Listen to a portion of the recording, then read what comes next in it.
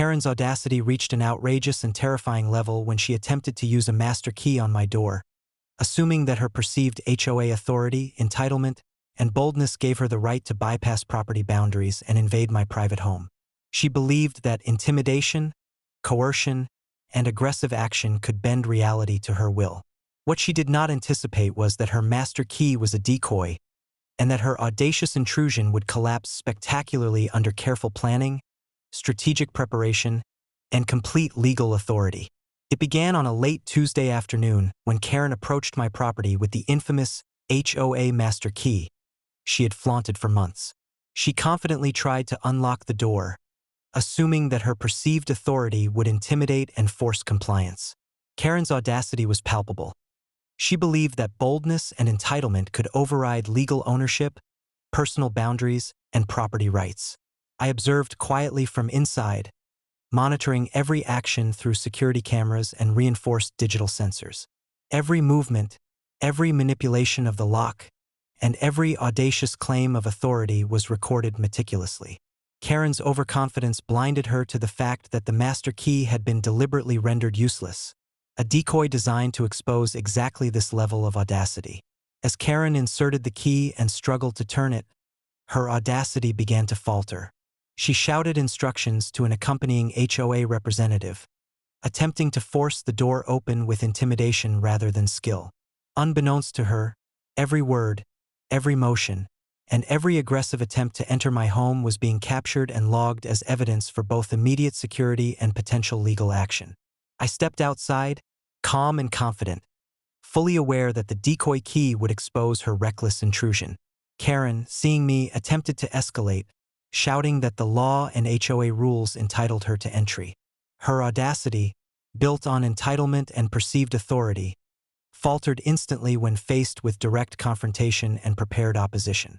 "Your key doesn't work," I said evenly. "This property is private. Any further attempts to enter without permission will be considered trespassing and harassment." Karen's shock was immediate. She had assumed boldness, aggression, and intimidation could bend reality, but her audacity had failed spectacularly. Neighbors, who had been observing from a distance, witnessed the audacious collapse firsthand. Karen's repeated attempts to manipulate and coerce compliance were now publicly documented. Her audacious plan, relying on fear and intimidation, had been completely neutralized, exposing her reckless behavior and entitlement. I then contacted law enforcement preemptively, reporting the attempted unlawful entry. The officers arrived quickly, verifying the property ownership, reviewing security footage, and assessing the decoy key incident. Karen's audacity, which had once instilled fear, now placed her at risk of legal consequences, including trespassing, harassment, and intimidation charges. By mid-afternoon, Karen had retreated, humiliated and powerless. Her audacious attempt to force entry using a master key decoy had failed completely. The HOA's perceived authority, which she had relied upon to manipulate and coerce neighbors, was revealed as irrelevant against careful preparation, legal rights, and strategic defense.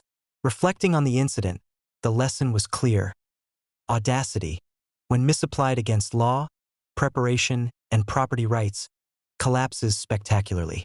Karen had assumed that aggression, entitlement, and perceived authority could manipulate reality, but her reckless overreach ensured exposure, accountability, and public humiliation. By evening, the property was fully secured, the decoy system reinforced, and Karen's audacious interference thoroughly documented. Cedar Pines residents absorbed a vivid lesson. Entitlement, boldness, and aggression untempered by legality, preparation, and strategic awareness inevitably collapse under accountability. Karen's bold attempt, intended to intimidate, manipulate, and assert control over my property, had failed completely. Her audacity, once feared, became the instrument of her downfall, teaching a clear and enduring lesson in the limits of reckless entitlement, aggression, and overreach. Her reckless behavior guaranteed exposure, legal accountability, and lasting public disgrace.